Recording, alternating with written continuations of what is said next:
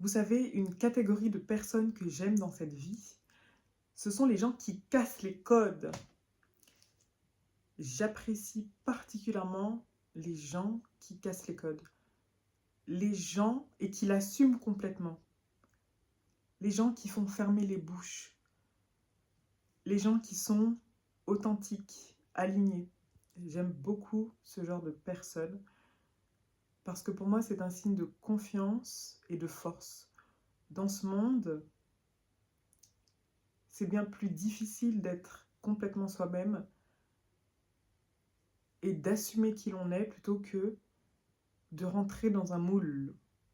Ça, je pense que je n'apprends rien à personne.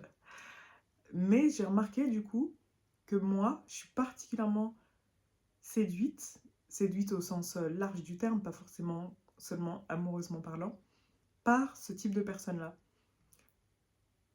Et qu'ils cassent les codes de n'importe quelle manière finalement.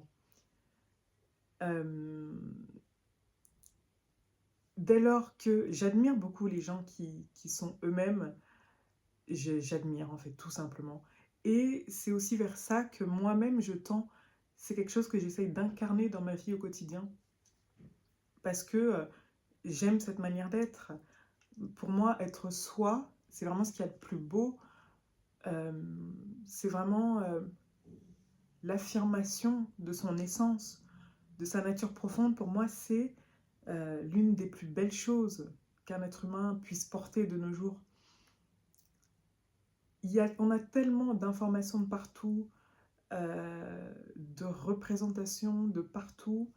Ça fuse tellement qu'on peut se perdre en fait à force dans toutes ces informations qui nous parviennent tous les jours par maintes et maintes biais, le journal, les médias, les réseaux sociaux, etc. On peut clairement se perdre. Donc les gens qui arrivent vraiment à recentrer tout ça pour faire émaner la personne qu'ils sont au fond, mais waouh, waouh, waouh, tout simplement, je trouve ça très très beau, très très beau. Et c'est pas facile, c'est pas, j'allais dire, on ne naît pas en sachant cultiver ce soi, mais peut-être que si finalement, peut-être qu'il y a des gens qui profondément sont de cette nature, entre guillemets. Mais sinon, c'est un long travail, c'est un travail de longue haleine, évidemment. Et là, j'ai envie de revenir sur quelque chose que j'ai dit, et je crois que j'y apporterai une nuance, parce que finalement, c'est pas exactement pareil, le fait de casser les codes et le fait d'être soi.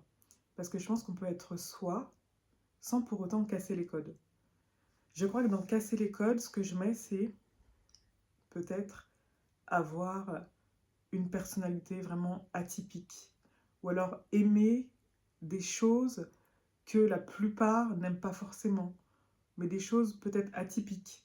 Ouais, je crois que je mets plus ce côté-là, ou alors cultiver un style atypique qu'on ne voit pas partout et l'assumer complètement. Je crois que dans casser les codes, je mets ça.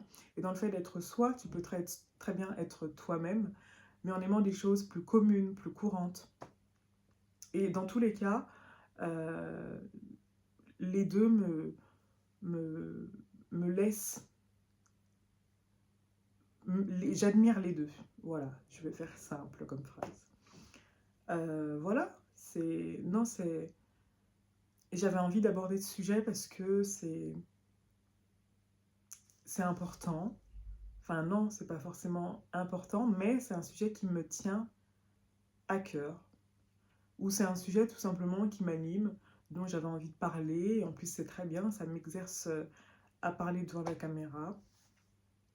Voilà, bisous.